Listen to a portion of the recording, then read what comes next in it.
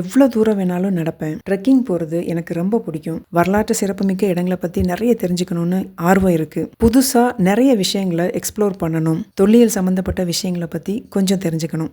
இந்த மாதிரி இன்ட்ரெஸ்ட் இருக்கிற ஆளா நீங்கள்? அப்போது Kazhugumalai is the right place. இந்த மலை மேலே அப்படி என்ன சிறப்பு இருக்குது பார்க்கலாம்.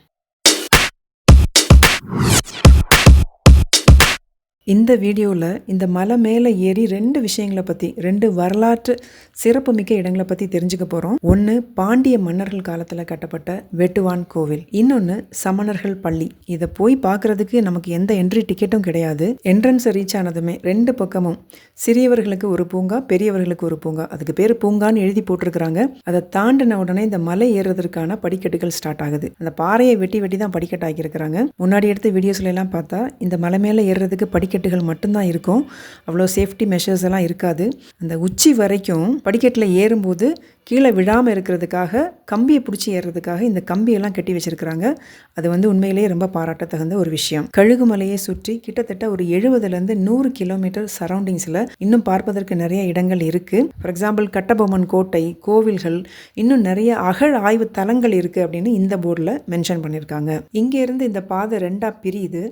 ஜெயின் தர்ஷன் போட்டிருக்கிற இந்த வழியாக நேராக ஏறி போனோம் அப்படின்னா சமணர் பள்ளி, சமண துறவிகளுடைய சிற்பங்கள் இதெல்லாம் பார்த்து முடிச்சதுக்கப்புறம் இன்னொரு வழி கீழ் நோக்கி வருது. அது வழியாக வந்தோம் அப்படின்னா வெட்டுவான் கோயிலை நோக்கி வர முடியும். அப்படி இல்லை, ஃபஸ்ட்டு நம்ம எடுத்த உடனே வெட்டுவான் கோயிலுக்கு போகணுன்னா இங்கேருந்து இந்த லெஃப்ட்டில் இந்த பாதையை சூஸ் பண்ணால் டைரெக்டாக வெட்டுவான் கோயிலுக்கு போயிடலாம். அங்கேருந்து இன்னொரு பாதை வழியாக சமணர் பள்ளிக்கும் போகலாம். கழுகுமலைக்கு வரும்போது நம்ம ஜாக்கிரதையாக இருக்க வேண்டிய ஒரு விஷயம், இங்கே குரங்கு தொந்தரவு ஜாஸ்தியாக இருக்கும். தேவையில்லாமல் உணவுப் பொருள் எதையும் கையில் கொண்டு போயிடாதீங்க. மேலே ஏறி போனதுக்கப்புறம் மறுபடியும் ஒரு டைவர்ஷன். ஃபர்ஸ்ட் லெஃப்ட்ல போனோம் அப்படின்னா இங்கே ஒரு கோயில் இருக்கு. ஐயனாருக்கு பெரிய ஒரு சிலை வச்சிருக்கிறாங்க. அதை தாண்டி அந்த பக்கம் போகும்போது ஒரு பெரிய ஆலமரம், அதுக்கு பக்கத்துல சமணர் பள்ளி அப்படின்னு சொல்லப்படுற சமண துறவிகளோட சிற்பங்கள் நிறைய வச்சிருக்கிறாங்க. கழுகுமலையில் கிட்டத்தட்ட 150க்கும் மேலே சமண துறவிகளுடைய சிற்பங்கள் வடிவமைக்கப்பட்டிருக்கிறதா சொல்கிறாங்க. சரி, இந்த வெட்டுவான் கோயில் யாரால் எப்போ எழுப்பப்பட்டது அப்படின்னு பார்த்தா 8ஆம் நூற்றாண்டில் ஒரு பாண்டிய மன்னன், அவர் பேர் மாரஞ்சடையன், அவரால் கட்டப்பட்டது தான் வெட்டுவான் கோயில். ஆனால் கழுகுமலையில் இருக்கிற மற்ற சிற்பங்கள், அதாவது சமணர் பள்ளி, சமண துறவிகளுடைய சிற்பங்கள், இதெல்லாம் இன்னொரு பாண்டிய மன்னன், அவருடைய பேர் பராந்தக நெடுஞ்சடையன், அவருடைய காலத்தில் தான் செதுக்கப்பட்டிருக்கு. இந்த இடத்துக்கு இன்னொரு பேர் கூட இருக்கு, சமணர் படுகைகள் அப்படின்னு சொல்றாங்க, இல்லைன்னா சமணர் படுக்கைகள், எப்படி வேணாலும் சொல்லலாம்னு நினைக்கிறேன். சமணர் படுகைகளை பத்தி பேசும்போது அது சம்பந்தமா கொஞ்சோண்டு வரலாறையும் நம்ம தெரிஞ்சுக்கலாம். எனக்கு தெரிஞ்ச விஷயங்களை நான் இங்கே ஷேர் பண்றேன். இதுக்கு மேல இதை பத்தி நிறைய விஷயங்கள் உங்களுக்கு தெரியும்னா நீங்க கமெண்ட் செக்ஷன்ல தாராளமா ஷேர் பண்ணுங்க, நானும் தெரிஞ்சுக்கிறேன். தமிழகத்துல இந்த மாதிரி நிறைய சமணர் படுகைகள் இருக்கு. நார்த்ல தான் சமண சமயம் முதல்ல உருவாச்சு. அங்க உருவான சமண சமயத்தை சமண துறவிகள் சவுத்துக்கு பரப்புறதுக்காக வர்றாங்க. அப்படி வரும்போது ஜென்ரலா அந்த சமண துறவிகள் இந்த மாதிரி பாறை மாதிரியான ஒரு இடங்கள்ல அவங்களுக்குன்னு கல்லாலான படுக்கைகள் செஞ்சுப்பாங்க. அந்த மாதிரி ஒரு இடங்கள்ல தங்கி இருந்துதான் அவங்களுடைய சமண சமயத்தை பரப்புவாங்க. சமண சமயத்தை பரப்புறது மட்டும் இல்லாம கல்வி, மருத்துவம், இந்த மாதிரி விஷயங்களையும் அவங்க சொல்லி கொடுத்துருக்குறாங்க. அதனாலதான் இந்த மாதிரி ஒரு அமைப்புக்கு சமணர் பள்ளி அப்படிங்கிற ஒரு பேரும் வந்திருக்கு. அப்படி வந்த துறவிகள் யாரோட காலத்துல வந்தாங்க அப்படின்னு பாத்தீங்கன்னா ஒரு பாண்டிய மன்னன், அவர் பேரு பராந்தக நெடுஞ்சடையன், அவருடைய காலத்துல தான் சமண துறவிகள் இங்க தங்கி இருந்து சமண சமயத்தை பரப்பி இருக்கிறாங்க. அந்த டைம் பார்த்தீங்கன்னா 8ஆம் நூற்றாண்டு. இதுலேயே 2 பிரிவினர்கள் இருந்திருக்காங்க. ஸ்வேதாம்பரர்கள் அப்படின்னு சொல்கிறவங்க வெண்மை நிற ஆடையை அணியக்கூடியவர்களாக இருந்திருக்கிறாங்க. திகம்பரர்கள் அப்படின்னு சொல்கிறவங்க ஆடை அணியாதவங்க. தமிழ்நாட்டுக்கு இங்கே தங்கி இருந்து இந்த சமயத்தை பரப்பியவர்கள் திகம்பரர்கள் பிரிவை சார்ந்தவர்கள் அப்படின்னு சொல்லப்படுது. புத்த மத கொள்கைக்கும் சமண மத கொள்கைக்கும் நிறைய ஒற்றுமை இருக்கிறதா நான் பார்க்குறேன். கொள்கைகளில் முக்கியமான விஷயம் அப்படின்னு பார்த்தீங்கன்னா காந்தி சொல்கிற மாதிரி அஹிம்சை, யாரையும் துன்புறுத்தாதீங்க, உண்மையை மட்டுமே பேசுங்க. அப்புறம் முக்கியமானது பிரம்மச்சரியம், துறவு, அதுதான் அவங்களோட முக்கியமான விஷயமாக இருக்குது. புத்தருடைய ஒரு முக்கியமான கொள்கையான ஆசையே அழிவுக்கு காரணம். அதே மாதிரி இங்கேயும் ஒரு முக்கியமான ஒரு கொள்கை இருக்குது, அது எதன் மேலேயும் பற்று வைக்காதீங்க. உங்களுக்கு உடைமைன்னு சொல்லிட்டு இந்த உலகத்தில் ஒன்றுமே கிடையாது அப்படிங்கிற மாதிரி சமண சமயம் சொல்லுது. எப்படி புத்தருடைய கொள்கைகள் பிடிச்சி போய் அவரை ஒரு கடவுளாக்குனாங்களோ அதே மாதிரி மகாவீரர் அவருடைய கொள்கைகளையும் பிடிச்சி போய் அவரையும் கடவுளாக்கிட்டாங்க சமணர்கள். சரி, சமண மதத்தை தோற்றுவித்தவர் யார் அப்படின்னு பார்த்தா மகாவீரர் அப்படின்னு தான் ஹிஸ்டரி புக்ல எல்லாம் இருக்கும். ஆனால் அவர் 24வது தீர்த்தங்கரரா அறியப்படுகிறார். ஸோ அவருக்கு முன்னாடி 23 தீர்த்தங்கரர்கள் இருந்திருக்கிறாங்க. அதனால சமண மதத்தை தோற்றுவித்தவர் அப்படிங்கிற ஒரு கருத்துல நிறைய வேறுபாடுகள் இருக்கிறதா சொல்றாங்க. இந்த தீர்த்தங்கரர்கள் அப்படின்னு சொல்லப்படுறவங்க யாருன்னு பார்த்தீங்கன்னா சமண துறவிகள் தான் அவங்களே வந்து ஞான நிலை, அதாவது முக்தி நிலை, அந்த முக்தி நிலையை அடைஞ்ச மனுஷங்களுக்கு பேர் தான் தீர்த்தங்கரர் அப்படின்னு சொல்கிறாங்க. இன்னும் சொல்லப்போனால் அவங்க இறைவனோட நிலையை பெற்றவங்க, அதனால் அவங்கள தான் வணங்கணும் அப்படின்னு சமண சமயம் சொல்லுது. அஹிம்சை அப்படிங்கிற ஒரு கேட்டகரி கீழே சமண துறவிகள் பற்றிய ஒரு முக்கியமான இன்ஃபர்மேஷனை, அது எனக்கு பிடிச்ச ஒரு இன்ஃபர்மேஷன், அதை நான் உங்ககிட்ட ஷேர் பண்ண விரும்புகிறேன். அது என்னன்னா, சமண துறவிகள் கிட்ட மயில் பீலினால் செஞ்ச ஒரு விசிறி மாதிரி ஒரு விஷயம் இருக்கும். மயில் உடம்புல இருந்து தன்னால் கீழே விழுந்த மயில் பீலினால் செஞ்ச ஒரு விசிறி மாதிரி ஒரு அமைப்பு, அதுக்கு பிச்சின்னு சொல்கிறாங்க. இந்த துறவிகள் என்ன செய்வாங்கன்னா, ஒரு இடத்துலேருந்து இன்னொரு இடத்துக்கு போகும்போது கண்டிப்பாக ஒரு குழுவோடு தான் போவாங்க. அப்படி போகும்போது ஒரு குழுவுக்கு ஒரு காமனாக ஒரு பிச்சி இருக்கும். ஸோ அதை வச்சு என்ன பண்ணுறாங்கன்னா, போகிற வழியெல்லாம் கூட்டி விட்டுட்டே போவாங்களாம். அது போகிற வழி மட்டும் இல்லாமல் அவங்க எங்கேயாவது உட்காடுறாங்க அப்படின்னா கூட அந்த மயில் இறகை வச்சு கூட்டி விட்டுட்டு தான் உட்காருவாங்களாம். இது எதுக்கு அப்படின்னா, அவங்க போகிற வழியில் வந்து ஏதாவது ஒரு உயிரினமோ பூச்சியோ வந்து கடந்து போகும்போது அதை அவங்க மிதிச்சிடக்கூடாது, இல்லை உட்காந்து அந்த பூச்சியை கொன்றக்கூடாது அப்படிங்கிற ஒரு விஷயத்துக்காக இந்த ஒரு நல்ல விஷயத்தை பண்ணிக்கிட்டே போவாங்களாம். அப்போது அவங்க எந்த அளவுக்கு இன்னொரு உயிரினத்தை, எந்த ஒரு உயிரினமாக இருந்தாலும் நம்ம வதைக்க கூடாது அப்படிங்கிற ஒரு விஷயத்தில் எவ்வளோ இம்பார்ட்டன்ஸ் கொடுத்துருக்காங்க அப்படிங்கிறத நம்ம தெரிஞ்சுக்கலாம். கழுகுமலையில் மகாவீரர், பாகுபலி, பார்ஸ்வநாதர், இது மாதிரியான 150 தீர்த்தங்கரர்களுடைய சிற்பங்கள் வந்து இங்கே செதுக்கப்பட்டிருக்கு அப்படின்னு சொல்லப்படுது. இந்த சிற்பங்களுக்கு கீழே நல்லா கூர்ந்து கவனித்தோம் அப்படின்னா சில கல்வெட்டுக்களை பார்க்க முடியும். அதுக்கு பேர் வட்டெழுத்து அப்படின்னு சொல்கிறாங்க. இது எந்த துறவி, இது யாரால் எப்போ செய்யப்பட்டது, இந்த மாதிரி டீட்டெயில்ஸ் எல்லாம் இந்த வட்டெழுத்து மூலமாக பொறிக்கப்பட்டிருக்கும் அப்படின்னு சொல்கிறாங்க. எனக்கு ஒன்றும் புரியல. ஆனால் கழுகுமலையில் இன்னும் உச்சியில் ஏறும்போது ரொம்ப குறுகலான பாதை வழியாக ஒரு பாறையில் ஒரு சிலை வந்து செதுக்கப்பட்டிருக்கு. இது வந்து மகாவீரரோட சிலைன்னு நான் நினைக்கிறேன். இதுக்கும் கேட்டெல்லாம் போட்டு தான் பூட்டி வச்சுருந்தாங்க. நாங்கள் தான் ஃபஸ்ட்டு விசிட்டருங்கிறதுனால நாங்களே கீயை வாங்கிட்டு போய் திறந்து போய் பார்த்துட்டு வந்தோம். சமணர் படுகைகள் எல்லாம் பார்த்து முடிச்சதுக்கப்புறம் இன்னும் கொஞ்சம் மேலே ஏறி போனோம் அப்படின்னா மேலே இருக்கிறது உச்சி பிள்ளையார் கோயில். இதுவும் பூட்டி தான் இருக்குது. ஆனால் இந்த டாப்பில் இருந்து இந்த 360 டிகிரியில் இந்த ஊரை நம்ம பார்க்கும்போது வியூ செம்மையாக இருக்குது. ரொம்ப டாப்பில் இருக்கிறதுனால காற்று நல்லா பயங்கரமாக அடிக்கும் ஈவினிங் டைம்ங்கிறதுனால. ஸோ ஒரு பீச்சில் இருக்கிற ஒரு எக்ஸ்பீரியன்ஸும் நமக்கு கிடைக்கும். அதே மாதிரி இங்கே ஒரு சிவலிங்கம் இருக்கிறதாகவும் சொல்கிறாங்க. அது பார்வையாளர்களுக்கு அனுமதி இல்லை, அதனால் அதை பூட்டி தான் வச்சுருக்கிறாங்க. உச்சி வரைக்கும் போயிட்டு சமணர் பள்ளி எல்லாம் பார்த்துட்டு அப்படியே கீழே இறங்கி வரும்போது இங்கே ஒரு பெரிய பாறை இருக்குது. இந்த பாறையும் அசைக்க முடியல, அது ஏதோ ஒரு பேலன்ஸில் அப்படி நிற்கிது. கீழ் நோக்கி நடக்கும்போது வெட்டுவான் கோயில் எங்கே இருக்குது அப்படின்னு நம்ம தேடுறோம் அப்படின்னா, ஜென்ரலாக ஒரு கோயில் எங்கே இருக்குது, ஒரு சமதளமான இடத்துல இருக்கும், இல்லை மலை மேலே இருக்கும். பட் இங்கே எட்டி பார்க்கணும், அந்த அளவுக்கு ஒரு பள்ளத்துக்குள்ளே இந்த கோயிலை அமைச்சிருக்கிறாங்க. இந்த ஹிஸ்டாரிக்கல் மானுமெண்ட்டுக்கு நிறைய சிறப்புகள் இருக்குது. மோனோலித்திக் ஆர்கிடெக்சர், இதை அப்படி தமிழில் டிரான்ஸ்லேட் பண்ணோன்னா ஒற்றை கற்றளி, அதாவது ஒரே கல்லாலான தளிகள். தளி அப்படின்னா கோயில், கல் தளி, அதான் கற்றளி அப்படின்னு சொல்கிறாங்க.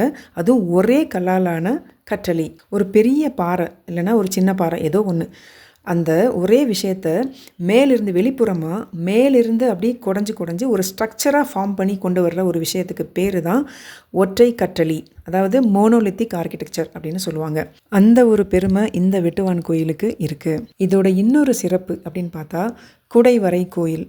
வரை அப்படின்னா மலை, மலையை குடஞ்சு கட்டப்படுற கோயில்களுக்கு பேர் தான் குடைவரை கோயில். பாறைகளை உட்புறமாக அப்படி குடஞ்சு ஒரு குகை மாதிரி செஞ்சு அமைக்கப்படுற அந்த கோயில்களுக்கு பேர் தான் குடைவரை கோயில். ஜென்ரலாக ஒரு பில்டிங்கோ ஒரு கோயிலோ அது கட்டும்போது ஃபஸ்ட்டு நம்ம அஸ்திவாரத்துலேருந்து ஆரம்பிப்போம். அதுக்கப்புறம் தான் வந்து கருவறை, கோபுரம் இதெல்லாம் வந்து கட்டி முடிப்பாங்க. பட் இங்கே ஒரு பெரிய பாறையாலான ஒரு மலை இருக்குது. அது மேலேருந்து உள்நோக்கி குடஞ்சு ஃபஸ்ட்டு கோபுரம், அதுக்கப்புறம் கருவறை, அதுக்கப்புறம் தான் அஸ்திவாரம், இப்படி தலைகீழாக கட்டப்பட்டிருக்கிறதுனால இந்த கோயிலுக்கு தலைகீழாக கட்டப்பட்ட கோயில் அப்படிங்கிற ஒரு பெருமையும் சிறப்பும் வெட்டுவான் கோயிலுக்கு இருக்குது. இந்திய அளவில் பார்த்தோன்னா நிறைய குடைவரை கோயில்கள் இருக்குது. அதில் சில விஷயங்கள் ரொம்ப சிம்பிளாக இருக்கும், சில விஷயங்கள் ரொம்ப கிராண்டாக இருக்கும். நிறைய சிம்பிளான குடைவரை கோயில்கள் நம்ம தமிழ்நாட்டிலேயே நிறைய மாவட்டங்களில் இருக்குது. நம்ம அங்கே போகிறோம், நம்முடைய பேர்களெல்லாம் அந்த கல்லில் எழுதி வச்சுட்டு வர்றோம். அது கல்லாலேயோ இல்லை ஒரு பெயிண்ட்னாலேயோ, முடிஞ்சால் ஒரு ஹார்ட்டின் சிம்பிள்லாம் போட்டு அதுக்குள்ளே நம்ம பேர், நம்ம லவ்வருடைய பேர் இதெல்லாம் எழுதி வச்சுட்டு வர்றோம். ஏதோ நம்மளாலான சில நல்ல பணிகளை நம்ம செஞ்சுட்டு வந்துட்டு இருக்கிறோம். இந்த மாதிரி தான் இருக்குது இந்த ஹிஸ்டாரிக்கல் மானுமெண்ட்ஸோட நிலைமை இன்றைக்கி தமிழ்நாட்டில். சரி, பிரம்மாண்டமான குடைவரை கோயில் அப்படின்னு சொன்ன உடனே நமக்கு எல்லாத்துக்கும் ஞாபகத்துக்கு வர்றது நார்த்தில் இருக்கிற, அதுவும் மகாராஷ்டிரா மாநிலத்தில் இருக்கிற எல்லோரா குடைவரை கோயில் தான். அதுவும் இதே மாதிரி ஒரு மோனோலித்திக் ஆர்கிடெக்சரில் செய்யப்பட்டிருக்கிற ஒரு மிகப்பெரிய ஒரு பிரம்மாண்டமான உலக அளவில் ஃபேமஸான ஒரு குடைவரை கோயில். பட் இது எல்லாத்துக்கும் முன்னோடியாக ஒரு மாடலாக ஒரு சாம்பிளாக அமைஞ்சிருக்கிற விஷயம் அப்படின்னு பார்த்தா மாமல்லபுரம் அப்படின்னு சொல்லப்படுற மகாபலிபுரத்தில் இருக்கிற இந்த கோயில்களுக்கெல்லாம் முன்னாடி பல்லவர்களால் கட்டப்பட்ட குடைவரை கோயில்கள் தான். ஜென்ரலாக நார்த் இந்தியாவில் இருக்கிற கோயில்கள் ஒரு ஸ்ட்ரக்சரில் இருக்கும், சவுத் இந்தியாவில் இருக்கிற கோயில்கள் ஒரு ஸ்ட்ரக்சரில் இருக்கும். ஆனால் இந்த எல்லோரா எதை பேஸ் பண்ணி எதை மாடலாக வச்சு கட்டியிருக்கிறாங்கன்னு பார்த்தீங்கன்னா மாமல்லபுரத்தில் இருக்கிற இந்த ஒரே கல்லில் செஞ்சுருக்கிற இந்த பஞ்ச பாண்டவ ரதங்கள் சொல்லப்படுற ஒற்றை கற்றளி இதை ஒரு மாடலாக வச்சு தான் எல்லோராவே அமைச்சிருக்கிறாங்க அப்படின்னு வரலாறு சொல்லுது. மாமல்லபுரம் குடைவரை கோயில்கள் இது பல்லவ மன்னர்களால் கட்டி அமைக்கப்பட்டது மாதிரி பாண்டிய மன்னர்களால் கழுகு மலையில் கட்டி அமைக்கப்பட்ட ஒரு குடைவரை கோயில் தான் இந்த வெட்டுவான் கோயில். எல்லோராவில் நிறைய குடைவரை கோயில்கள் இருந்தாலும் ஒற்றை கற்றளி அப்படிங்கிற ஒரு அமைப்பில் கட்டப்பட்டிருக்கிற ஒரே கோயில் கைலாசநாதர் குடைவரை கோயில் அது மட்டும்தான் அப்படின்னு சொல்கிறாங்க. கல்லால் கட்டப்பட்ட கோயில். இதோட ஹிஸ்ட்ரி பற்றி லைட்டாக தெரிஞ்சுக்கணும்னு நம்ம ஆசைப்பட்டோம்னா ஆரம்ப காலத்தில் கல்லால் கட்டப்பட்ட கோயில்கள் எல்லாமே குடைவரை கோயில்களாக தான் இருந்திருக்கு. அதாவது 7ஆம் நூற்றாண்டுகளில் ஆரம்பித்து கட்டப்பட்டிருக்கிற கோயில்கள் எல்லாமே மெஜாரிட்டி ஆஃப் த டெம்பிள்ஸ் எல்லாமே குடைவரை கோயில்களாக தான் கட்டப்பட்டிருக்கு. ஆனால் இந்த மோனோலித்திக் ஆர்கிடெக்சரில் கட்டப்படுற இந்த ராக் கட் டெம்பிள்ஸ் அப்படின்னு சொல்லப்படுற இந்த குடைவரை கோயில்கள் கட்டுறதுக்கு ரொம்பவே காம்ப்ளெக்ஸாக இருக்கிறதுனால அதுக்கப்புறம் ஒரு ஸ்ட்ரக்சரல் ஆர்கிடெக்சரை கோயில்களை கட்டுறதுக்காக யூஸ் பண்ண ஆரம்பித்தாங்க. ஸ்ட்ரக்சரல் ஆர்கிடெக்சர் அப்படின்னா ஆல்ரெடி நல்லா செதுக்கப்பட்டு ஒரு ஸ்கொயர் ஷேப்பில் செதுக்கப்பட்ட கற்களை ஒன்றுக்கு மேலே ஒன்று அடுக்கி அடுக்கி கட்டுற அந்த வகையான ஆர்கிடெக்சருக்கு பேர் தான் ஸ்ட்ரக்சரல் ஆர்கிடெக்சர். ஸோ அதுக்கப்புறம் வந்த கோயில்கள் எல்லாம் ஃபார் எக்ஸாம்பிள் தஞ்சை பெரிய கோயில் இந்த மாதிரி கோயில்கள் எல்லாமே ஸ்ட்ரக்சரல் ஆர்கிடெக்சரை பேஸ் பண்ணி கட்டப்பட்டது தான். பட் எப்படி இருந்தாலும் தஞ்சை பெரிய கோயிலாகட்டும் மாமல்லபுரம் எல்லோரா இது எல்லாமே யுனெஸ்கோவால் வேர்ல்டு ஹெரிட்டேஜ் சைட் அப்படின்னு அங்கீகரிக்கப்பட்ட கோயில்களில் ஒன்று. ஆனால் இந்த வெட்டுவான் கோயில் யுனெஸ்கோவோட வேர்ல்டு ஹெரிட்டேஜ் சைட்டுக்கு கீழே வரல. அதுக்கு முக்கியமான காரணம் என்னவா இருக்குன்னு நான் நினைக்கிறேன்னா இது இன்னுமே இன்கம்ப்ளீட்டாக இருக்குது. ஒருவேளை இதுவும் கட்டி முடிக்கப்பட்டிருந்தால் யுனெஸ்கோவோட வேர்ல்டு ஹெரிட்டேஜ் சைட் அதாவது உலக பாரம்பரிய சின்னங்களில் இதுவும் அந்த லிஸ்ட்டில் வந்திருக்கும். இந்த பணி முழுசாக நிறைவடையாமல் இருக்கிறதுக்கு நிறைய காரணங்கள் சொல்கிறாங்க. அதெல்லாம் கதைகளாக தான் இருக்குது. வெட்டுவான் கோயிலோட பணி ஏன் தடைப்பட்டது அப்படின்னு உங்களுக்கு இந்த காரணம் தெரிஞ்சால் கமெண்ட் செக்ஷனில் பதிவு பண்ணுங்கள். இந்த கோயிலை சுற்றி பார்த்தாலே தெரியும் இதோட பணி முழுசாக இன்னும் நிறைவடையலைன்னு. இதோட அஸ்திவாரமுமே இன்கம்ப்ளீட்டாக தெரியுது. அதோட நிறைய சிலைகள்லாம் ஆரம்பிச்சிருக்கிறாங்க ஆனால் முழுமை அடையாமல் இருக்குது. சொல்லப்போனால் இந்த கோயில் சிவனுக்காக எழுப்பப்பட்ட கோயில் அப்படின்னு சொல்கிறாங்க. ஆனால் இந்த கோயில் முழுமை அடையாமல் போனதுனால கருவறைக்குள்ளே சிலையை வைக்காமலே அது அப்படி நின்று போச்சு.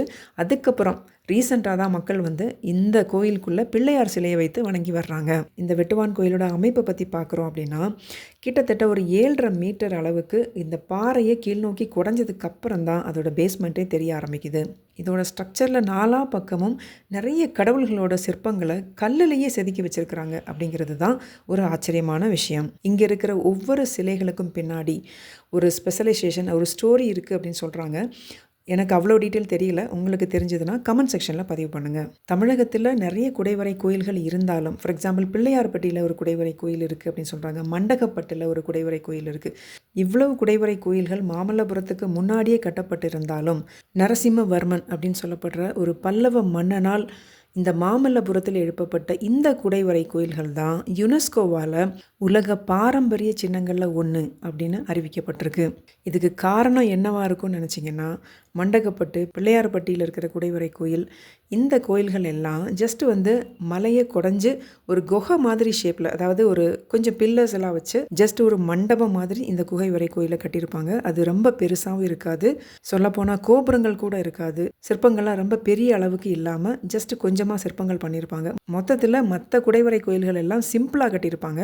பட் மாமல்லபுரத்தில் பழங்கால பாரம்பரியத்தை ரெஃப்ளெக்ட் பண்ணுற மாதிரி மைன்யூட்டாக கல்லிலேயே சிற்பங்களாக வடிவமைச்சிருப்பாங்க. நிறைய சிற்பங்கள் கோபுரங்கள் இதெல்லாம் வச்சு நல்லா கிராண்டாக பண்ணியிருக்கிறதுனால யுனெஸ்கோவோட உலக பாரம்பரிய சின்னங்கள் அப்படிங்கிற ஒரு லிஸ்ட்டில் மாமல்லபுரம் குடைவரை கோயிலும் இந்த லிஸ்ட்டில் இடம்பெற்றிருக்கு. இந்த மாதிரி குடைவரை கோயில்களை கட்டி முடிப்பதற்கு எவ்வளோ டைம் எடுத்துக்கிறாங்க தெரியுமா? அதோட சைஸுக்கு ஏற்ற மாதிரி 50 வருஷம் 100 வருஷம் 200 வருஷம் கூட ஆகும் அப்படின்னு சொல்கிறாங்க. இப்போது இந்த வெட்டுவான் கோயிலை யார் மெயின்டைன் பண்ணுறாங்க அப்படின்னு பார்த்தீங்கன்னா தொல்லியல் துறை அதாவது ஆர்கியாலஜி டிபார்ட்மெண்ட் அப்படின்னு சொல்லப்படுற இந்த தொல்லியல் துறை தான் இப்போ மெயின்டைன் பண்ணிகிட்ருக்குறாங்க. கழுகு மலையில் இருக்கிற நிறைய சிற்பங்கள் டேமேஜ் ஆகியிருக்கு. மிச்சம் இருக்கிற கொஞ்சம் நஞ்ச சிற்பங்களையாவது பாதுகாத்துக்கணும் அப்படிங்கிற ஒரு பட்சத்தில் தொழில் துறை கொஞ்சம் செக்யூரிட்டி மெஷர்ஸ் எல்லாம் எடுத்திருக்கிறாங்க. ஸோ இதை பாதுகாப்பதற்காக செக்யூரிட்டி கார்ட்ஸ் இருக்கிறாங்க, கேட் போட்டு பூட்டி வச்சிருக்கிறாங்க. அதாவது எப்போ வேணாலும் நம்ம சௌரியத்துக்கு வெட்டுவான் கோயிலை போய் பார்த்துக்கலாம் அப்படின்னு இல்லை, இதுக்குன்னு ஸ்பெசிஃபிக்காக டைம் கொடுத்துருக்குறாங்க. சாயங்காலம் 4 மணிக்கு மேலே மட்டும்தான் இந்த கேட்டு வந்து திறக்கப்படும். அதுக்கப்புறம் தான் பார்வையாளர்கள் இந்த கோயிலுக்குள்ளேயே அனுமதிக்கப்படுறாங்க. அது சமணர் பள்ளி ஆகட்டும், வெட்டுவான் கோயில் ஆகட்டும். வர்ற விசிட்டர்ஸ் கிட்ட நோட் புக்கில் டீட்டெயில்ஸும் வாங்கிக்கிறாங்க. இந்த கருவறைக்குள்ள லைட் எல்லாம் கிடையாது, வெளியில் இருக்கிற வெளிச்சத்தினால மட்டும்தான் நம்ம பார்த்துக்க முடியும். இந்த வெட்டுவான் கோயிலோட பணி எல்லாம் முடிவடைஞ்சு வேர்ல்டு ஹெரிட்டேஜ் சைட் அப்படிங்கிற உலக பாரம்பரிய சின்னங்களில் ஒன்றா யுனெஸ்கோ அறிவிச்சிருந்தாங்கன்னா இது தூத்துக்குடி மாவட்டத்துக்கு இன்னும் பெருமை சேர்க்கக்கூடிய ஒரு விஷயமாக இருந்திருக்கும். ஸோ மொத்தத்தில் கழுகுமலையில் வரலாற்று சிறப்பு மிக்க சில விஷயங்களை தெரிஞ்சுக்கிட்டது மட்டும் இல்லாமல் ஒரு நல்ல ட்ரெக்கிங் எக்ஸ்பீரியன்ஸ் கிடைச்சது அப்படிங்கிற ஒரு திருப்தியோடையும் இங்கேருந்து கிளம்பலாம்.